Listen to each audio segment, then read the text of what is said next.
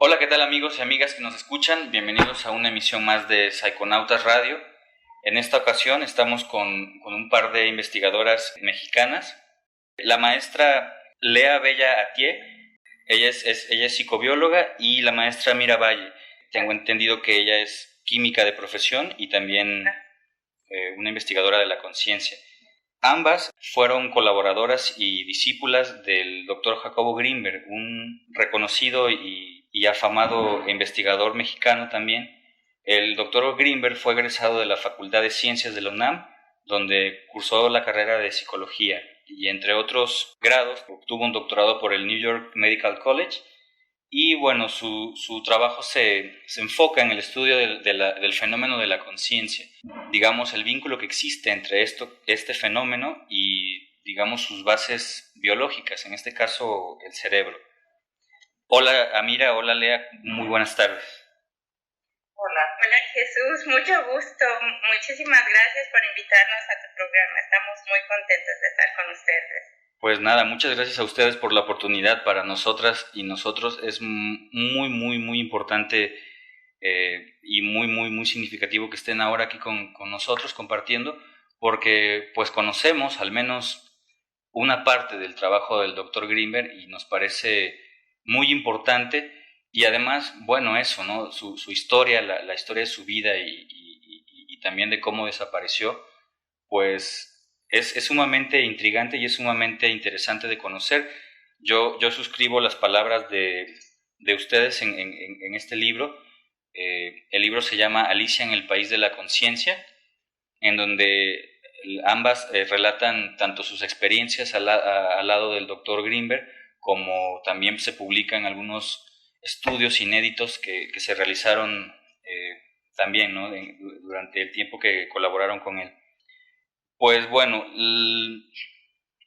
les decía, para nosotros el trabajo de Grimberg es muy importante y sobre todo porque no es nada difundido, ¿no? Aquí en el país hay como pues hay una cortina, ¿no? Que es muy clara, ¿no? Es increíble como un investigador, tan importante que hizo cosas de entrada tan vanguardistas, tan complejas, no tiene siquiera el reconocimiento popular que debería, ¿no? Es, es, es al menos extraño que así sea, ¿no? Entonces, para nosotros... ¿Puedo comentar algo? Claro. Yo creo que lo que sucedió es que cuando él desaparece en 1994, Ajá. la gente en México no desaparecía. En países de Sudamérica era algo más común, era algo más en relación a la política. Claro. Pero México era un país que todavía teníamos seguridad y no era común. Entonces, lo que creemos es que hubo un miedo, una manera como, por lo menos, por ejemplo, la UNAM, creemos que se apanicó un poco, que los implicaran en la desaparición, y es por eso que durante años el trabajo de Jacobo fue escondido, anulado, sí, ¿sabes? Por miedo. Claro. Y bueno, ahorita tenemos las agallas de sacarlo a la luz. Claro, y las felicitamos por eso. Gracias. Pues bueno, para comenzar esta charla, me gustaría preguntarles eso, ¿no? ¿Por qué escribir este libro ahora? ¿Cuáles son los motivos que ustedes tienen para decidirse a hacer esta publicación ahora y pasados casi más de 20 años, ¿no? De la desaparición del doctor Grinberg? Amira, ¿quieres? ¿Empiezo yo? Sí. Bueno, pues mira, Jesús, para nosotras, en mi caso particular, haber llegado al laboratorio del doctor Grinberg fue como encontrar finalmente el destino que yo había estado buscando durante muchos años. Siempre el estudio de la conciencia, de la mente, había sido una pasión mía que primero pues la busqué a través de la ciencia, a través de la religión, y no fue sino hasta que leí la obra de Grinberg que dije, este es el lugar donde yo debo de estar, porque era un enfoque científico de un tema que nunca se había abordado hasta ese entonces, y Claro. que incluía muchos de los fenómenos que nosotros acá sabemos que existen y presenciamos, pero que la ciencia negaba no por desdarte, sino por falta de un paradigma que pudiera sustentar una aproximación científica para su estudio. Claro. Entonces, cuando yo llegué ahí, pues fui la más feliz del universo de poder encontrar mentes afines. Todos mis compañeros de laboratorio eran personas extraordinarias, sumamente inteligentes, que estaban apasionadas por lo mismo. Y bueno, estar bajo la sombra de Jacobo, estudiando, aprendiendo de él, era una cosa maravillosa. Sí, y pues en esa época estábamos a la vanguardia. Jacobo pues carteaba y éramos así el país que llevaba la vanguardia en ese tipo de investigaciones. Entonces yo en una página del libro digo que para mí fue como llegar a la tierra prometida. Y pues trabajé con él fascinada de la vida, y todas las investigaciones en las que yo participé concluyeron, se escribieron los artículos, se mandaron a las revistas, pero justamente en ese ínter entre que se mandaron y se publicaban fue que desapareció el doctor Greenberg. Entonces, haz de cuenta que yo nunca pasé por ahí, porque hasta esa época pues nunca se llegó a publicar ninguno de los maravillosos experimentos en los que yo participé. Entonces, obviamente para mí fue una situación muy frustrante, que de pronto lo que tanto buscaba se desvanecía, se desaparecía, y ya se cuenta que nunca había ocurrido. Y bueno, Lea tuvo más tiempo de estar ahí, ahorita nos va a platicar ella su experiencia, pero para ambas fue una situación realmente de una frustración y de decir, ¿por qué ahorita que al fin ya estaba aquí, se va así, desaparece como de esta manera, ¿no? Claro. Y bueno, todo el laboratorio cerró, no pudimos continuar, y pues tanto Lea como yo seguimos con nuestra vida, con lo que era inmediato en esa época, que era la maternidad. Primero Lea tuvo su hijita, luego su hijo y yo mis hijos. Entonces pues nos dedicamos a ser mamás. Yo me dediqué a química, daba clases en la Ibero de química, trabajé y cosas así, pero siempre nos quedamos con esa sensación de haber tenido algo maravilloso, inigualable en nuestras manos, y que se había desaparecido así como un mago que de pronto desaparece algo, y decir, ¿cómo pudo ser, no? Claro. Y yo, un día antes de que Jacobo desapareciera, yo iba a empezar mi proyecto de doctorado. Entonces me llamó Jacobo para darme todos los artículos y el apoyo que yo necesitaba leer para las bases teóricas de mi investigación. Y pues me dio una serie de artículos que él había escrito, me dio una serie de otros artículos en los que se había basado, un montón de comunicaciones personales, selección de equipos, contratos entre la universidad, entre la UNAM y la Universidad de la India con la que íbamos a trabajar, todo. Y me dijo, mira, de todo lo que he hecho, esto es lo más importante, estúdialo muy bien y guárdalo muy bien. Wow. Y nunca más lo volví a ver, pero lo vi al día siguiente con los delfines que íbamos a trabajar, y fue mi último encuentro con él. Obviamente para mí era algo muy preciado, y lo guardé muy bien, como bien me dijo, y lo intenté estudiar, y pues ahí se quedó. Y algunos años después de esto, yo me fui a vivir a Miami, y un tiempo después, Lea se fue a vivir a Miami. Y bueno, a Western, que está muy cerquita. Nos encontramos ahí, y pues bueno, siempre fuimos buenísimas amigas, con muchísimo cariño nos encontramos, y un día fue el doctor Amit Goswami quien hizo el prefacio de nuestro libro a Florida a dar una plática. Entonces Lea y yo nos fuimos a visitarlo a una ciudad cercana que se llama Júpiter, y fuimos a ver, estuvimos el fin de semana con él, pues platicando de nuestras experiencias con Jacobo, nuestros recuerdos, Y pues le comentamos que teníamos una enorme frustración porque nunca se había llegado a publicar ese trabajo que era maravilloso. Entonces nos dijo, tienen que publicar eso, no se lo pueden quedar guardado en un cajón, tienen que escribir su experiencia y tienen que dar a conocer esos experimentos porque era algo que era muy preciado para Jacobo y no es justo que se quede pues guardado. Entonces fue así que Lea y yo decidimos darnos a la tarea de escribir nuestros recuerdos, nuestras experiencias. Pues obviamente revisamos gran parte del material que teníamos de Jacobo, tratamos de darle un poco de coherencia porque pues era tan amplio su campo de investigación, y tantos sus experimentos y tantas sus publicaciones que era un poco difícil de abordar su obra. Entonces lo que hicimos fue pues seleccionar primero cuál era su línea principal y su motivación en todos los experimentos para darle una coherencia.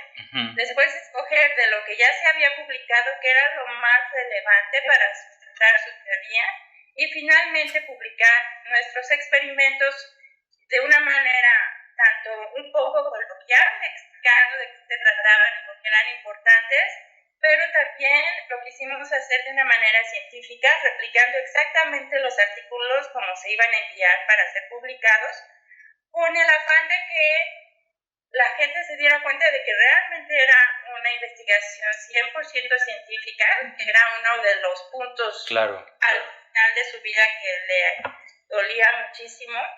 Y por otra parte, pues si hay alguien interesado en continuar esa línea de investigación, pues ahí está todo, ¿no? Claro. Entonces, ese era... Y bueno, por otra parte teníamos también muchas emociones guardadas de frustración, de coraje, de tristeza, de añoranza. Y les decía Lea, fue como un vertedero donde pudimos escribir todo lo que teníamos guardado y poco a poco fue tomando la forma de este libro, ¿no? Sí. Entonces, pues la intención era esa, publicarlo, guardado y de alguna manera sanar.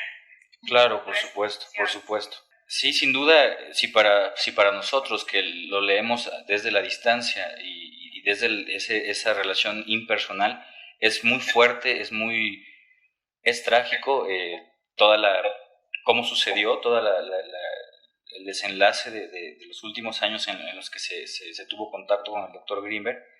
No podemos imaginar cómo ha sido para ustedes todo esto, ¿no? Que pues sin duda de entrada significa una pérdida personal más allá de lo profesional. No sé, Lea, si tú nos quieres compartir un poco al respecto de tus motivos. Pues mira, básicamente lo que cuenta Mira, a mí también lo que me pasó que fue muy significativo es en la película de What the Bleep Do We Know. Ajá.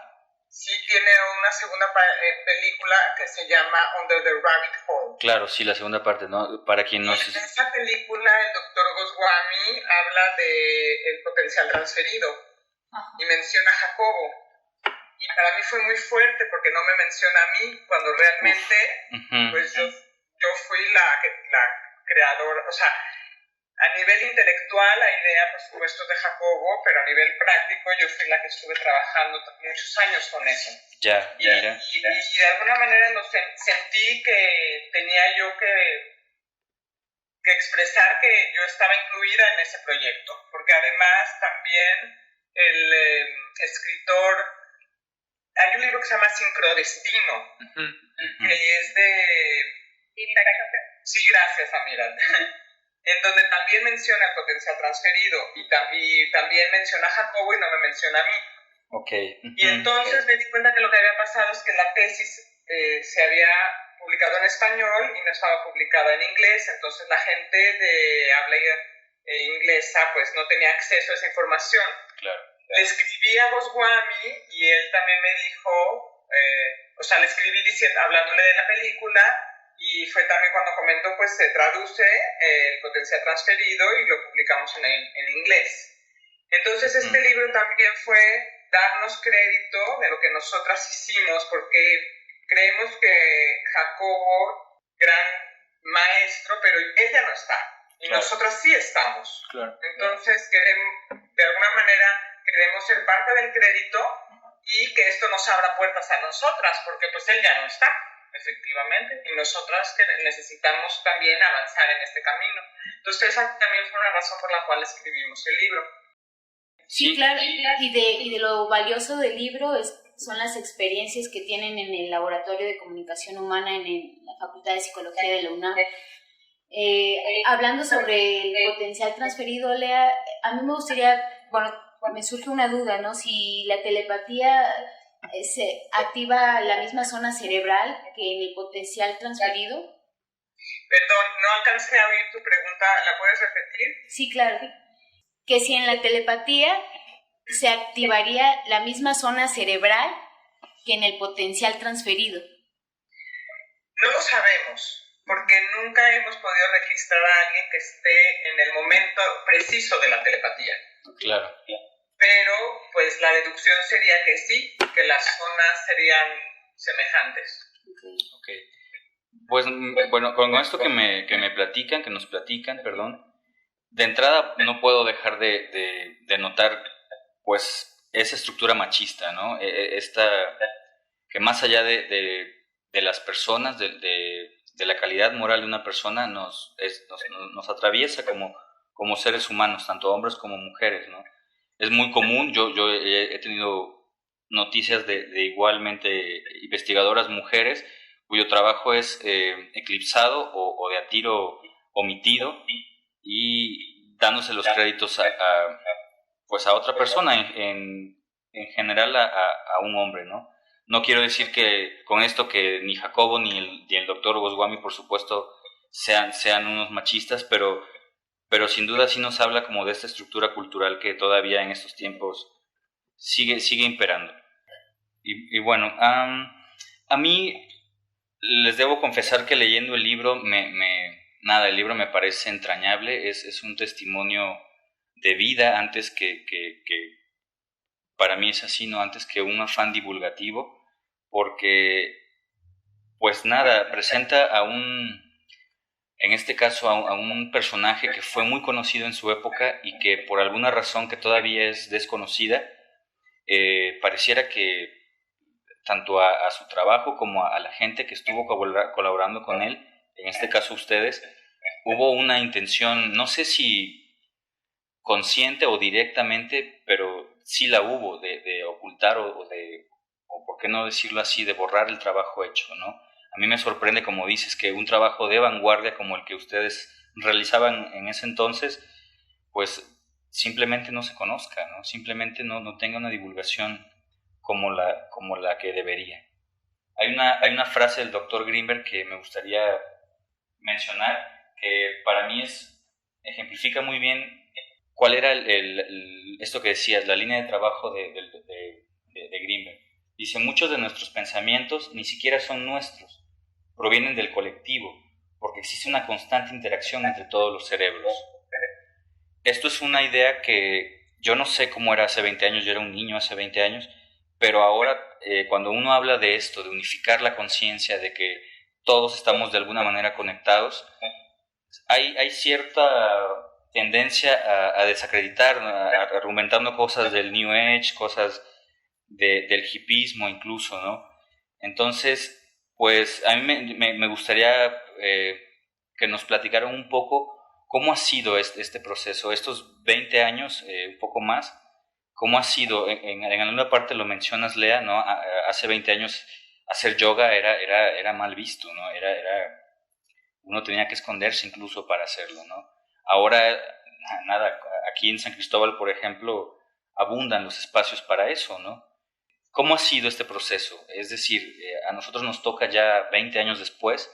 ¿Cómo fue todo este proceso vamos, sobreponerse, por supuesto, a la pérdida y tratar de encontrar por dónde continuar? Jesús, no sé si me queda muy clara tu pregunta. Ajá.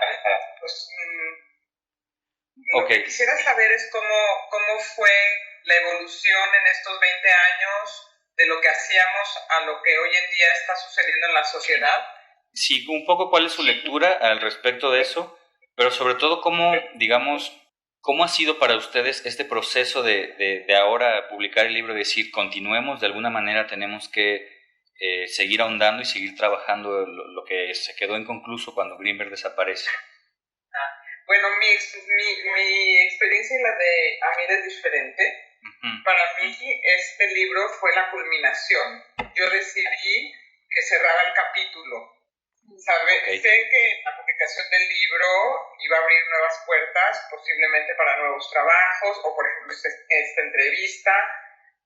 Y para mí no fue una puerta que se abrió, más bien fue la conclusión de algo que estaba pendiente hace 20 años. Ya está escrito mi testimonio, mi experiencia.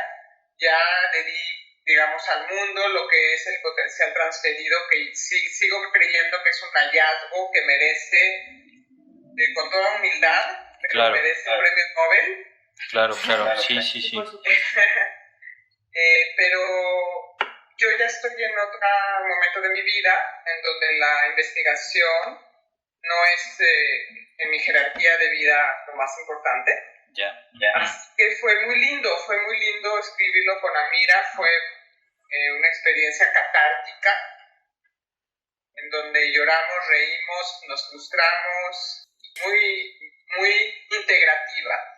Y una vez que se publicó, yo cerré el capítulo. De hecho, esta entrevista es extra, ¿verdad, Amira? Gracias. Pues doblemente gracias. Pero bueno, algo en la energía de ustedes, y también tengo que confesar que me interesó la idea de que es posible que nos ayuden a hacer más ediciones, a seguirlo publicando. Así que aquí estoy, de nuevo conectada con lo que yo había pensado que ya estaba cerrado. Muchas gracias. Les agradezco que no me dejen. Pues bueno, le paso la voz a Mira, porque para ella ha sido diferente este año en donde ya se publicó. Mira, ¿qué nos puedes contar tú? Sí, mi experiencia fue un poquito distinta, como dice Lea. Cuando yo llegué a Miami, mis hijos eran pequeñitos y yo, pues como relato en el libro, he meditado desde hace muchos años. Desde el 91 soy alumna de Casa Tíbet y he practicado pues muchos tipos de meditación, y mi afán era compartir con mis hijos estas técnicas maravillosas que yo había aprendido. Estaba convencida por todo el trabajo que habíamos hecho en el laboratorio de lo maravilloso que era, pero no encontraba la manera de poderlo transmitir con ellos de una manera eficiente, que lo pudieran asimilar bien. Y entonces, además, por otra parte, siempre fue mi fascinación, mi pasión, el estudio de toda la neurofisiología de la meditación. Entonces yo seguí conectada en Estados Unidos con el trabajo del Mind and Life Institute, que fue creado justamente el año que desapareció Jacobo. Fue creado por Francisco Varela, un gran científico chileno del estudio de la mente, que era también amigo de Jacobo, por sugerencia y entusiasmo del Dalai Lama, y con los mejores científicos de los Estados Unidos en esa época y de Francia. Entonces, Richard Davidson, que ahora es el neurofisiólogo más famoso del mundo en el estudio de la meditación, fundó el instituto junto con Francisco Varela y muchos otros científicos. Entonces yo siempre seguí muy apasionadamente el trabajo de todos ellos. He procurado ir a todos los congresos a los que he podido porque me parece maravilloso. Y el camino que fue tomando la ciencia a partir de la desaparición de Jacobo fue un poco menos en el estudio teórico per se de la conciencia. Bueno, todavía hay una rama muy importante en esa, pero la parte más aplicativa de estos estudios fue todo cómo puede aplicarse la meditación para sanar a nuestra sociedad y cuáles son los fundamentos científicos de todas estas técnicas. Entonces yo me dediqué en Estados Unidos a la enseñanza de mindfulness, me especialicé en mindfulness en educación y pues me he dedicado por muchos años a llevarlo a las escuelas en los Estados Unidos, y ahora que vivo de vuelta en México, aquí en México. Entonces, más que nada, mi especialización fue por ahí, por la parte de la aplicación a la educación, y También pues he seguido muy de cerca todas las investigaciones, pues estoy en contacto con todos estos científicos de vanguardia. Precisamente el año pasado fuimos Lea y yo a Boston, se llama el Simposio Internacional de Ciencias Contemplativas. Y lo que ha pasado en estos 20 años es que lo que fue un sueño para Jacobo, que la ciencia volteara a ver a la conciencia, ahora es una realidad y que tiene millones, billones de dólares que están fundando, apoyando fundaciones, universidades y estudios sobre precisamente todas estas ciencias contemplativas. Entonces, pues ha sido maravilloso lo que ha pasado, pero a la vez también es bien frustrante porque en estos 20 años nunca nadie ha dado crédito a todo lo que se hizo aquí en México. Es muy decepcionante saber que hicimos algo tan increíble y que ahorita pues es como si nunca se hubiera hecho. Entonces pues ahí seguimos, ¿no? Diciendo, miren, esto se hizo en México y ese fue precisamente el tema de nuestra ponencia el año pasado en Boston, que era recordando el legado del laboratorio del Dr. Greenberg hace 20 años, ¿no? Y pues narramos los experimentos más importantes. Este libro de Alicia lo sacamos en inglés también, sí, la parte anecdótica y entrañable, más la parte científica, con el afán de darlo a conocer a los científicos americanos y europeos. Y precisamente mañana, pasado mañana, viene a México Antoine Lutz. Antoine Lutz era el asistente más importante del laboratorio de Francisco Varela. Y cuando muere Francisco Varela en 2004, se fue a trabajar con Richard Davidson a Madison y estuvo trabajando con él hasta este año, en que se va a ir a Francia, a Lyon, a fundar un instituto de este tipo de investigaciones. Entonces viene el miércoles y bueno, ya estoy en contacto con él, lo voy a ver, le voy a dar nuestro libro y algunos artículos del potencial transferido, de la teoría sintética de Jacobo. Fuimos Lea y yo también en Miami a ver a una investigadora muy importante que se llama Amishi Ya, que se ha dedicado a estudiar mindfulness en la y bueno, ella tiene un laboratorio extraordinario también, pues simplemente con el afán de decir, esto fue lo que se hizo. No sé si en este momento de mi vida me diera el tiempo y la vida para dedicarme a investigación otra vez, tendría que dejar pues esta parte que he tomado, que es la divulgación y la enseñanza de mindfulness, pero finalmente sí estoy haciendo investigación menos de tipo neurofisiológico, más social, sobre los efectos de las prácticas que estamos enseñando. Ahorita estoy trabajando en el reclusorio de San Fernando con chicos de 15 a 20 años y en algunas escuelas en lugares muy difíciles de la Ciudad de México, donde hay muchísima violencia y los chicos tienen pues unas necesidades muy, muy importantes de regulación emocional, de procesar toda la situación de violencia en la que viven, y mi afán es pues poder comunicar estas prácticas como una alternativa para sanar un poco esta herida tan horrible que ha dejado la violencia en nuestro país, una alternativa que sea sin violencia y que nos pueda conectar un poco con nuestra conciencia y con nuestro interior.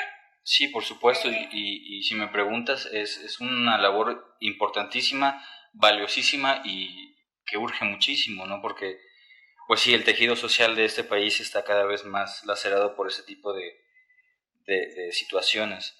Nuestra intención ahora no es, por supuesto, ahondar en la herida, es sobre todo eso, ¿no? Que, como ustedes también dicen, es dar espacio a estas cosas que se generaron aquí en México, ¿no? Aquí en el país de Hugo Sánchez, aquí en el país del Chapo Guzmán, no sé, ¿no? Y traerlas de alguna manera a la existencia. Psiconautas es un programa pues muy sui generis en ese sentido, porque sabemos que hay pocos espacios como estos en el país, en la red o en medios tradicionales, Y esa es la intención. En este caso, divulgar, ayudar a que la obra de Grinberg, a que el pensamiento de todos ustedes, de todo lo que se generó en esos años, pues nada, se conozca. Y como dices, por ahí debe haber un niño buscando, o uno no tan niño, buscando igual un camino, buscando pistas, buscando claves para encontrarse a sí mismo y para también aportar algo a la sociedad. Para nosotros es muy importante eso, que se conozca el trabajo, que se permita que otras personas que van a venir detrás puedan ahondar, puedan retomar lo que les pueda funcionar y nada, ¿no? Continuar aportando conocimiento y como dices, ¿no? Sabiduría, luz, que tanta falta nos hace ahora en México. Sí, con respecto a lo que... perdón, ¿sí decías? Bueno, nada más quería comentar respecto a lo que dice Jesús, que a mí lo que me ha sorprendido, maravillado y dado un gusto enorme es que con este libro nos hemos conectado con una nueva generación. Claro. O sea, si lo han leído chavos de la edad de ustedes, que claro. Son pues 20 años más chicos que nosotros al menos, y lo siguen encontrando fascinante. O sea, son investigaciones, ideas, experimentos que han trascendido esta brecha generacional y siguen siendo igualmente fascinantes y vanguardistas. Y a mí me da un gusto enorme que las nuevas generaciones puedan conocer esta obra a través de esto que escribimos. Y bueno, mi intención también, lo que a mí más me marcó de mi paso por el laboratorio fue, y lo que más me marcó del potencial transferido, que fue el experimento seminal de LEA, que yo iba a continuar después en otra diferente aplicación, es la convicción absoluta de que todo lo que hacemos, pensamos y decimos afecta al otro, de que nuestras mentes están conectadas, de que lo que ocurre en mi cerebro va a afectar directamente al cerebro del otro, porque eso me da un sentido de una responsabilidad universal de todas mis acciones. Claro. Y entonces también me da no solo una responsabilidad, sino una gran esperanza. Y la esperanza es de que si yo trabajo con mi mente, puedo mejorar la mente de aquellos que están a mi alrededor. Claro. Entonces, pues ese es ahora un poco a lo que dedico mi trabajo, ¿no? A tratar de enseñar la manera en que puede cada quien trabajar con su propia mente. Claro. Para, de alguna manera, mejorar un poquito nuestro ambiente, nuestra conciencia colectiva. Claro, y la intención de espacios como este es lo mismo, ¿no? Permitir que suceda. Amira, con respecto, bueno, hablando ya de experimentos que lo mencionaban hace un momento, en el libro hay uno que resulta de particular interés, que es el experimento donde se habla acerca de los topogramas, los nanoestados y los macroestados del cerebro. Y bueno, ahorita tú como especialista en mindfulness lo debes de conocer mejor. Un elemento importantísimo en todo lo que es el estudio de la psicofisiología de la conciencia o los modelos de pensamiento transpersonales, algo fundamental en ellos es el estudio del yo, e incluso también es una parte fundamental del trabajo de Jacobo. Si no mal recuerdo, su último libro es sobre la ilusión del yo, ¿no? Un nombre similar, si no es ese. Y pues bueno, se relaciona un poco con la pregunta que... El yo como idea. El yo como idea, exacto. Se relaciona un poco con lo que te quería comentar. En este artículo, el equipo de investigación de Jacobo observó, al comparar los mapas cerebrales, o que también podemos llamar topogramas, que los individuales, que al menos los que se observaban individualmente, eran casi idénticos, y que esto no ocurría cuando se observaban topogramas de sujetos distintos. Analizando esto con calma, podríamos decir que esto implicaría que estos patrones que utilizamos para combinar las unidades o átomos de pensamiento son consistentes en cada individuo y que este patrón es el coherente y no el contenido. Es decir, en otras palabras, que lo que constituye la individualidad y lo que nos genera la sensación de un yo sólido, estable e independiente, esta individualidad existiría, ¿no? Solo que estaría excusada en la forma de patrón que encausa el movimiento de nuestros pensamientos. ¿Estoy en lo correcto? Sí, mira, Ese experimento se llamaba individualidad. Ajá. Y lo que estábamos tratando de hacer, primero, los topogramas que utilizamos en esa época es una cosa maravillosa porque no existía la resonancia magnética con imagen como hoy en día. Todos los experimentos que se realizan hoy en día sobre el efecto de la meditación en el cerebro te meten a tu tubo y ven el mapeo del cerebro perfectamente a colores, con movimiento. Pero una cosa que era un sueño en esa época. En esa época teníamos nuestras gorritas con electrodos y los topogramas se generaban a partir de un modelo matemático. Entonces, poder generar un mapita del cerebro a colores con un modelo matemático fue un logro extraordinario, porque fue darle la vuelta a la tecnología escasa que teníamos para poder darnos una explicación de lo que estaba ocurriendo. Entonces, bueno, dicho esto, era maravilloso lo que lográbamos con la escasa tecnología que había en esa época. Después, el experimento de individualidad lo que pretendía era encontrar si había, como tú lo dijiste, átomos de pensamiento o unidades fundamentales que al combinarse entre sí crearan los pensamientos, como las letras de una palabra. Entonces, encontramos que había pequeñas unidades de una cierta duración de milisegundos, donde la estructura de los topogramas eran muy similares entre sí. Hicimos análisis estadísticos para medir esta duración y todo, ¿no? Sí. Después estudiamos cómo se combinaban estas pequeñas unidades en un individuo con diferentes registros y luego el grueso de estos promedios lo comparábamos con diferentes individuos. Lo que encontramos fue que los patrones de coordinación de estas unidades de pensamiento en el mismo individuo eran muy similares, pero en distintos individuos eran diferentes, pero cada individuo era similar a sí mismo. ¿Qué es lo que quiere decir? Que nuestra manera de pensar es muy recurrente. Claro, porque tenemos estos, y es lo que ahora Richard Davidson lo explica muy bien con la neuroplasticidad. Las neuronas dicen en inglés, neurons that fire together, wire together. Claro. Que cuando hacemos algo, las conexiones neuronales, o sea, se hacen conexiones neuronales que si las repetimos, se van haciendo cada vez más fuertes, como un cable que se va haciendo con diferentes alambres. Sería como... Cuando doy clases, un hilo de bordar y les enseño cada hilito de bordar y luego cómo se tejen entre sí en una trenza, y es algo casi imposible de romper. Pero si tú vas uno por uno de los hilitos, sí se puede romper.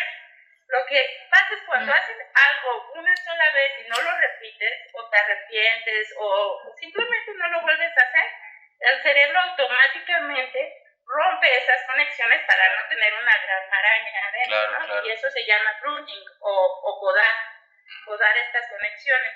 Cuando tú las vas repitiendo, porque vas repitiendo tus patrones de pensamiento, se van haciendo cada vez más sólidas y más estables. Se va haciendo este cable muy difícil de romper. Y es por eso que se crean este patrón de combinaciones que es tan estable que te da la apariencia de solidez, pero no es sólido, es simplemente que lo repetimos mucho. Tampoco es irrompible. El secreto está en sacar hilito por hilito y irlo rompiendo o irlo reconectando a otro lugar donde sea más sano tener la conexión. Entonces, esto es lo que se trata de hacer precisamente a través de la meditación. Meditar quiere decir familiarizar a la mente con un patrón mental más saludable, más positivo. Un patrón que te permita identificar la ilusoriedad del yo, precisamente, ¿no? Exactamente, y esa es la enseñanza más profunda del budismo, es lo que se conoce como el vacío, y es la carencia de identidad absoluta de todos los fenómenos, incluido el yo. Y ahora, es decir, sí, o sea, todo es producto de causas y circunstancias, todo se genera a partir del instante en que dos individuos, dos mentes o mi cerebro con el exterior entran en contacto. En ese instante surge nuestra experiencia de la realidad. Si mi cerebro no se pone en contacto, no existe esa experiencia. O sea, el color no existe hasta que mis ojos y mi cerebro no lo ven. Exacto. Claro. Antes son solamente ondas, ¿no? Claro, Entonces, claro, la conciencia como base de la experiencia. Finalmente también está relacionado con esto que mencionaban, que la conciencia tiene dos modos de alternativos de operación, ¿no? Que es la cuántica, el cuántico y el operacionalista. Ajá. Y que de alguna manera está relacionada con el método de sanación que se aplica con la meditación, que puede estar relacionado también con la meditación autoalusiva, ¿no? Así es, la meditación autoalusiva es una técnica de irte observando a ti mismo y ir poco a poco pasando a ser más, situándote en el observador y luego el observador del observador, para precisamente irte desidentificando de tu experiencia o de tu patrón. Claro. Entonces, es sanativo precisamente por el hecho de que todas nuestras emociones conflictivas, nuestras emociones recurrentes, nuestros patrones de pensamiento que nos hacen sufrir, de angustia, de depresión, de obsesión, los podemos ir superando y sanando a medida que vamos creando esta distancia, que ahora se le llama metacognición, verte desde fuera y desasociarte de la experiencia, verla simplemente como algo que ocurre y luego se desvanece. Y ahí está la sanación, cuando logras desidentificarte de ella. Claro. Yo te quisiera preguntar, Lea, acerca del potencial transferido. Me parece una idea que es, por supuesto, muy importante digamos, para trazar posibles respuestas a todas estas cuestiones que tienen que ver con el fenómeno de la conciencia. Y me gustaría que nos compartieras qué es el potencial transferido.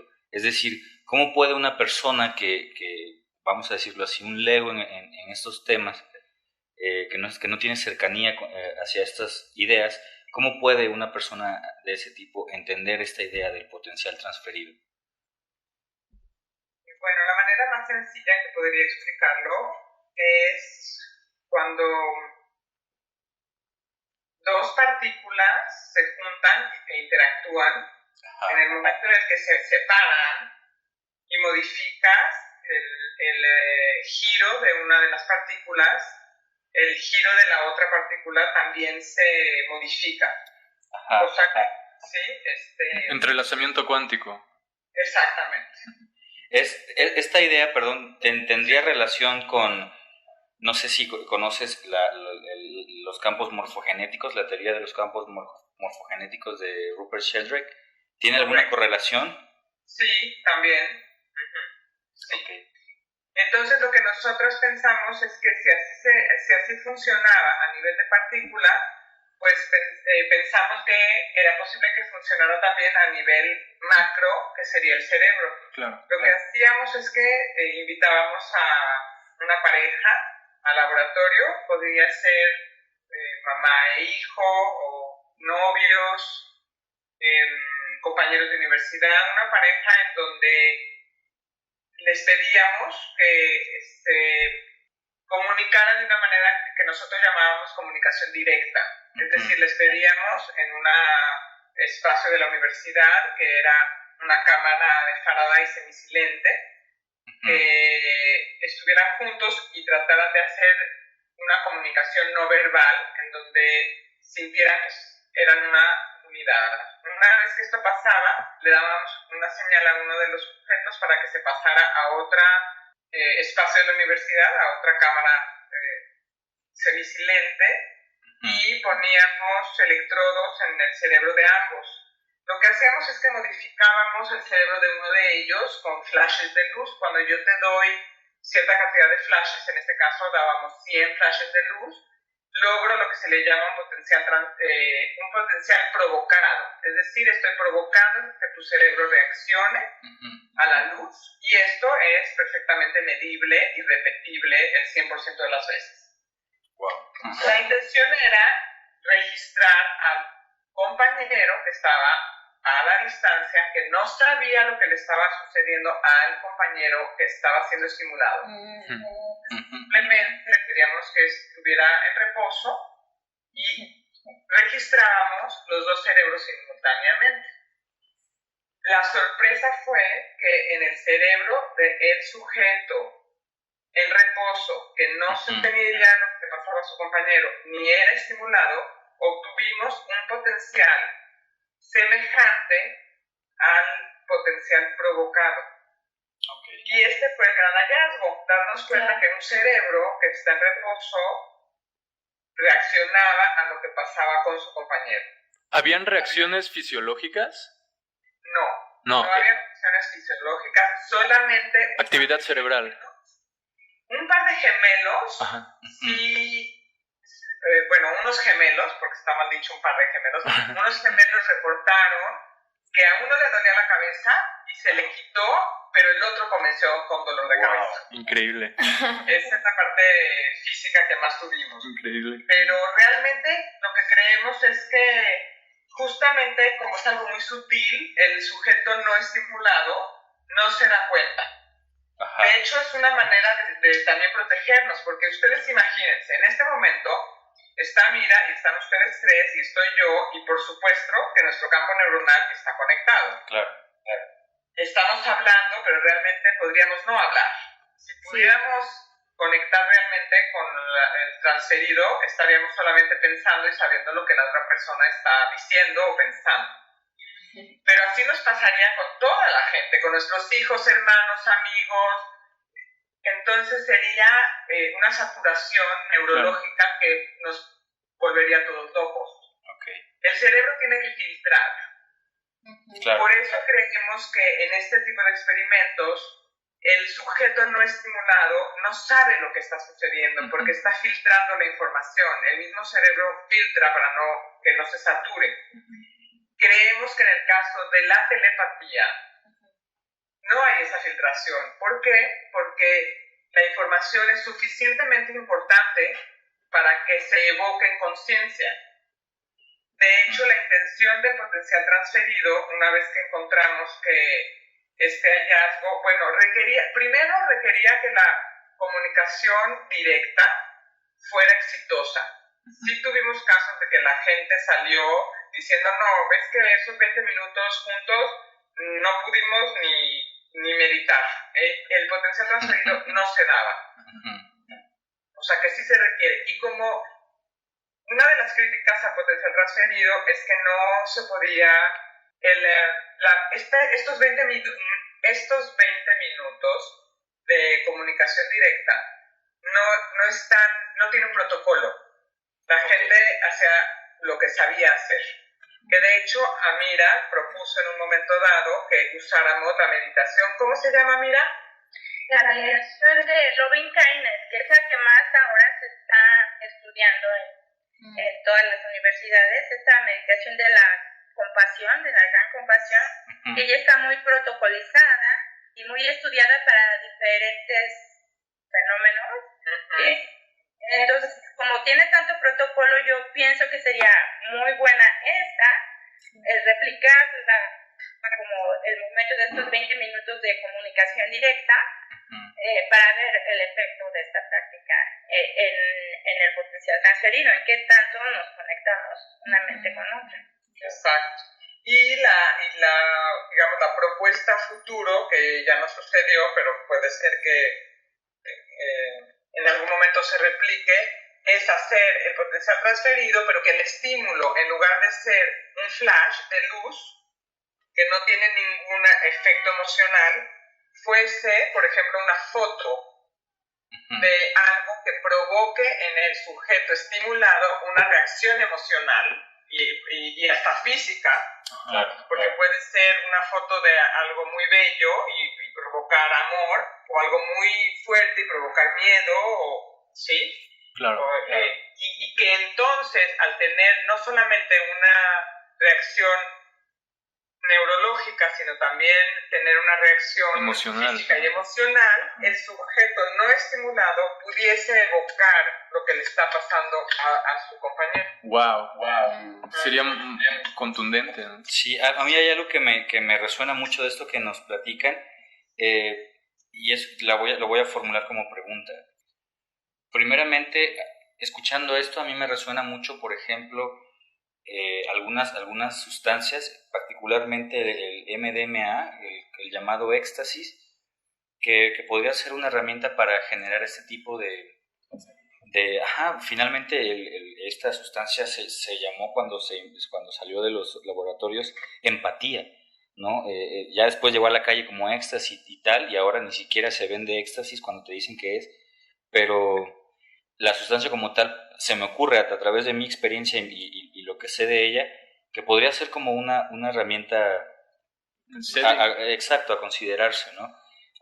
Sí, sería fabuloso poder hacer un experimento con medicinas que nos abren la conciencia. Seguro que sí. En ese sentido, sabemos que, bueno, en este momento no es posible acceder a ellas para hacer protocolos y hacer trabajos más complejos. Entonces me gustaría preguntarles, ¿ustedes conocen maneras, caminos, digamos, para ejercitar esta habilidad del potencial transferido? ¿Cómo puede una persona de a pie encaminarse en estas prácticas? Sin duda, la meditación, ¿verdad, Mira? Sí, yo te iba a comentar que, bueno, nosotros nunca utilizamos sustancias en el laboratorio, pero en el experimento con don Rodolfo, el chamán, él entraba en un estado alterno de atención, que era en el estado en el cual él curaba, y a este estado le llamaba casualmente estado de éxtasis. Entonces, pero él entraba a este estado a través de la meditación, y yo creo que la meditación en compasión es lo que más te hace conexiones en el cerebro, lo que más logra hacer este network de conexiones y ampliar las potencialidades de tu cerebro. Y la razón por la cual lo pienso es, primero, con don Rodolfo, cuando todo su cerebro estaba funcionando como una unidad, era cuando tenía el deseo de curar, o sea, cuando entraba en este estado para curar, es decir, para ayudar al otro. Suspendía su yo por un momento. ¿Perdón? Suspendía su estado egoico, su yo, durante el estado alterado. Exactamente. Toda esta energía que invertimos en el yo, la ponía en conectarse con el otro.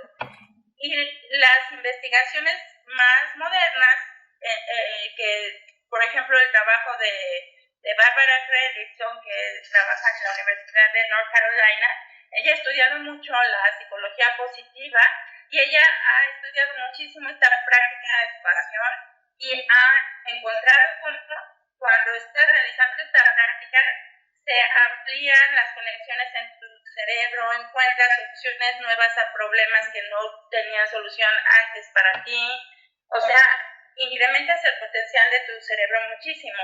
Entonces sí, yo creo que la práctica sistemática de la meditación es un camino maravilloso. Claro. Mira, yo quisiera, perdón, sumar a esto que está diciendo Amira, que no necesariamente hablamos de meditación, de sentarnos a meditar. Claro. ¿Verdad? Porque hay prácticas activas que también nos llevan a esos estados. Y una buena práctica de algún arte marcial, tai chi, qigong, nos va a meter en este estado también. Entonces, hablamos de meditación tanto activa como pasiva. Bueno, no existe la pasiva, pero a nivel corporal. Sí, justamente recuerdo el Ho'oponopono como esta práctica de resolución de conflictos, que finalmente está vinculado con esta conexión coherente de lenguaje, sentimiento y pensamiento, y claro, el hacer a través de la palabra, ¿no?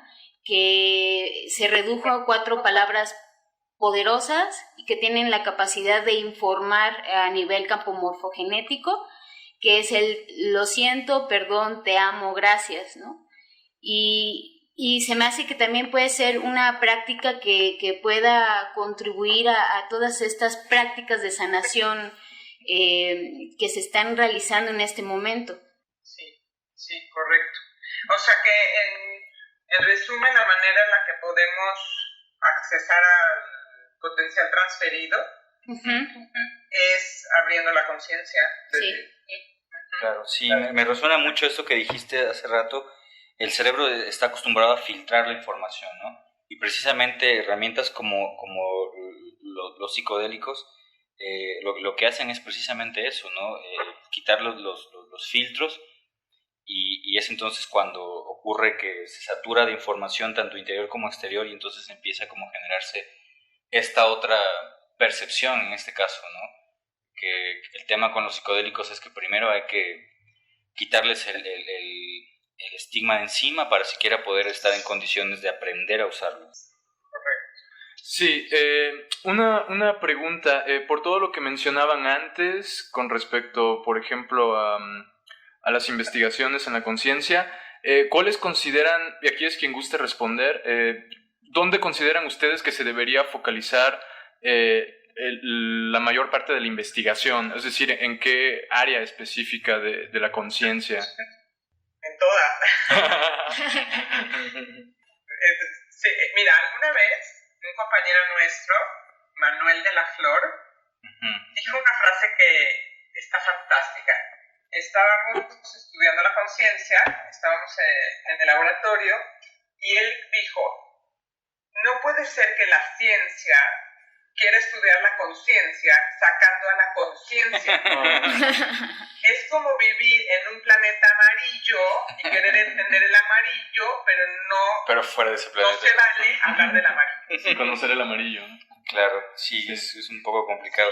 Para quien nos escucha, si no me equivoco, Manuel es esta persona que mencionan que también colaboraba en el laboratorio, que era un genio autodidacta que conocía la disposición del laboratorio como nadie más. Así es. Ok. En su libro hablan, al igual que de Manuel, de otras personas, en general hace rato mencionaban, ¿no? Toda la brillantez de las personas que colaboraban en el laboratorio.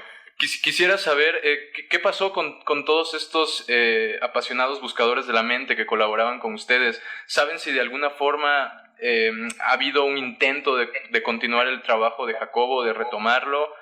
Me refiero al menos a nivel México. Bueno, en el libro viene muy actual la postura de cada uno de ellos. Ninguno, o sea, algunos siguieron con investigación, por supuesto, unos ya son maestros en universidades, otros no, pero nadie siguió con el trabajo de Greenberg. Okay. A nosotros nos cortaron realmente las alas. Fue totalmente borrado cualquier cosa que tenía que ver con Jacobo Greenberg en la universidad. Sí. Incluso quería decir que cuando sacamos el libro quisimos hacer una presentación, ¿no? Ajá. En la facultad de psicología y nunca pudimos conseguir el auditorio a pesar del gran interés que había de parte de los alumnos, de la nueva generación de alumnos. Entonces es como un lavarse las manos, ¿no?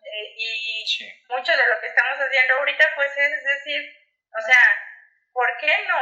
Si en todos los países modernos y en todas las más grandes universidades se dedican enormes presupuestos al estudio de la conciencia por la terrible necesidad que hay social de volver a nosotros mismos, ¿por qué en México no? O sea, fue terriblemente desafortunado lo que pasó con Jacobo, pero eso no justifica que no se vuelvan a dedicar becas y apoyos a este tipo de investigación. Sería maravilloso que se volviera a abrir. Claro. En su opinión, porque uno desde fuera puede hacerse muchas ideas, muchas teorías. Hay muchas teorías muy desfasadas en cuanto a toda la historia de cómo Greenberg desaparece. En su experiencia, ¿qué creen que motiva este recelo, este pavor, como hace un momento mencionaba Lea? ¿Será un asunto del oficialismo? ¿Será un asunto digamos, de jerarquías políticas? ¿O ustedes qué piensan? Mi pregunta va... Nada más que en sus últimos meses, en el tiempo final, bueno, últimos años, Jacobo vivió siempre muy triste de que la comunidad científica de aquella época se volcó en su contra por el tema de sus investigaciones. Él era un científico sumamente respetado en la comunidad por sus libros teóricos y técnicos de neurofisiología fabulosos, pero en el momento en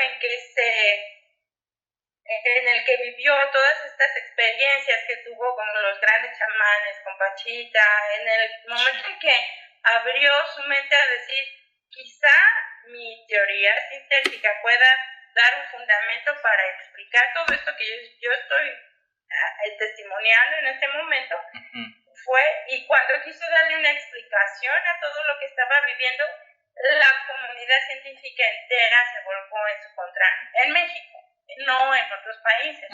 Y entonces él dedicó muchísima energía, lo desgastó muchísimo, lo entristeció muchísimo, este rechazo, esta burla, que todavía yo hoy con compañeros míos de la Facultad de Química de pronto, ay, sí, trabajamos con el pseudocientífico y no sé qué, y gente de la UNAM. Entonces digo, ¿cómo es posible que 20 años después siga la mente tan cerrada, ¿no? Entonces, yo creo que fue esta postura de tanto en esa época, que ahora dices, híjole, ¿cómo le hago para decir, ay, ¿qué crees? Que siempre sí era válido aquello a lo que yo me mofaba. Y digo, no hablo por todos, pero Jacobo lo sentía de esta manera, ¿no? Y eso lo entristeció muchísimo. Entonces, no sé si tenga algo que ver, pero pues los tiempos han cambiado y en el mundo entero ahora es del lugar primordial la investigación de la conciencia. Por supuesto, porque es piedra angular para entender y sí, imaginar un cambio paradigmático que hace realmente falta. Claro, yo tengo la idea, la teoría de que en este cambio paradigmático Internet juega un papel fundamental, ¿no? La simple noción de poder, nosotros lo hemos platicado, ¿no? Cuando hace unos años nos tocó vivir este paso, cuando podías descargar un archivo que aunque tardara 3 horas en bajarte 3 megas, representaba un cambio, un quiebre en cómo entendías la realidad, porque literalmente de la nada, de pronto ya aparecía un archivo que se materializaba y tal, ¿no? Creo que esto ha impulsado mucho que ese tipo de temas, de cuestiones, se vayan abriendo poco a poco, ¿no? Poco a poco en el grueso de la sociedad, pero sin duda para mí Internet es fundamental y en ese sentido me gustaría un poco si nos pueden platicar brevemente acerca de la teoría sintérgica, porque un poco yo puedo pensar Internet como una especie de campo neuronal colectivo planetario, pero bueno, no sé, si nos pueden platicar un poquito acerca de esto, ¿en qué consiste la teoría sintérgica? En amplios términos, Jacobo proponía que la suma de la actividad de todas nuestras neuronas generaba un campo al cual él denominó un campo neuronal. Proponía también que existiera esta latiz hipercompleja de información donde toda la información de todo el universo estaba contenida en cada punto, de una manera holográfica. Él proponía que nuestro campo neuronal interactuaba con esta latiz en una manera cuántica, es decir, generábamos un patrón de interferencia sobre la latiz y nuestro cerebro era capaz de interpretar este patrón de interferencia como la realidad. Es decir, en ese instante nosotros percibíamos la realidad decodificando la información que nosotros obteníamos. Claro. También me proponía que teníamos diferentes niveles de sintergia dependiendo del desarrollo de nuestra mente, y por eso él estaba interesado en estudiar las mentes de grandes meditadores como los chamanes, como los lamas tibetanos. Él decía que mientras más alta nuestra sintergia, más sutil la capacidad de información que podíamos percibir. Como por ejemplo, un perro que puede escuchar un sonido ultrasónico que nosotros no podemos escuchar, pero los perros sí, claro. o como la luz ultravioleta que está Exacto. a tanta frecuencia, o sea, de tan alta frecuencia que nosotros no la podemos percibir, es un campo transparente, porque nuestro cerebro no tiene la capacidad de interpretarla. Él decía que los cerebros de los grandes meditadores, como estos chamanes con los que trabajamos, de alguna manera podían decodificar información muy sutil que para nosotros aparece como vacío y que en realidad está hipercargado de información. Claro. Entonces, él también proponía que había diferentes niveles de sintesia o bandas y parecido a los niveles cuánticos, ¿no?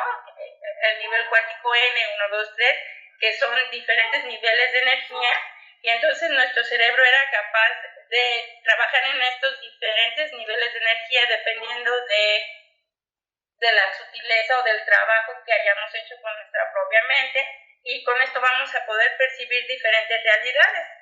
Un cerebro muy burdo podría percibir realidades muy burdas o concretas, así como algo sólido, claro. Y un cerebro muy trabajado podría percibir realidades muy sutiles, como un chamán, por ejemplo, percibe a una persona en toda su integridad, tanto energética como emocional, como física, ¿no? Claro. Entonces, por eso es que ellos podían interactuar con la realidad o con esta matriz de maneras que nosotros no podemos ni soñar. Claro, entonces, claro. Esta era su manera de explicar todos los fenómenos que vivió con estos extraordinarios chamanes. Claro, y como Don Rodolfo, sí. Don Lucio también, que me parece una historia bien interesante. Sí, no, él conoció maravillosos chamanes. Él estuvo becado por el CONACYT para un proyecto que hizo en toda la República, trabajo de campo en todo el país, y buscando a los mejores chamanes de cada región, ¿no? Desde Yucatán hasta Sonora. Claro. Y como dicen, afortunadamente ya hay personas, investigadores, científicos en diferentes partes del mundo que están empezando a entrarle a la cuestión. Para terminar brevemente, les agradecemos mucho este espacio que nos han brindado y su tiempo. ¿Qué le recomendarían, qué le aconsejarían, qué le dirían a una persona investigador joven en general que decidiera como seguir el camino trazado por ustedes hace estos 20 años? ¿Qué consejo le podrían dar? Yo le diría que no se deje intimidar por las creencias, claro, imperantes. Exactamente. Que camine siguiendo su corazón con la certeza de que siempre va a haber una puerta que se abra a pesar de los obstáculos. Claro. Gracias. Sí, yo le diría que siga mucho su voz interior, que se conecte mucho con su intuición, porque de alguna manera es nuestra conexión directa con este hipercampo, esta latiz de información. Estamos conectados de manera directa y hay que aprender a escuchar esta voz que tenemos, ¿no? Pero además de esto, pues sí que tenga una disciplina científica sumamente rigurosa, una metodología impecable, ¿no? Claro, que es muy importante. Sí, por supuesto. Pues bueno, sin duda los temas, el trabajo que ustedes realizaron, todo el trabajo de Grinberg es vastísimo, tampoco es no es fácilmente digerible, pero sin duda es importante y esperamos que este espacio sirva para eso, para prender una mecha, para incentivar eso, ¿no? También el estudio serio, ¿no? El estudio, voy a decirle, formal de ese tipo de fenómenos. Claro, y el interés de la conciencia de cada uno y la responsabilidad que conlleva esto, ¿no? Claro. Sí, tanto individual como colectivo. Claro. Pues, exactamente. No sé si tengan algo que agregar. Pues yo nada más quería agregar que las fases que no llegamos a realizar del potencial transferido, además de lo que mencionó Lea, lo que íbamos a hacer de manera inmediata era potencial transferido entre especies, entre niños autistas y delfines, Sí. y potencial transferido a distancia entre México y la India. Claro. Wow. Y si esto se hubiera aprobado, indicaría que todas las conciencias de todos los seres del planeta estamos conectadas. Esto diría, o sea, es el sustento de la ecología. Claro, Todo lo que hacemos afecta a todas las especies. Por Y supuesto. también a distancia se probará es que lo que hacemos en México afecta a quien esté en China, afecta a quien esté en donde esté.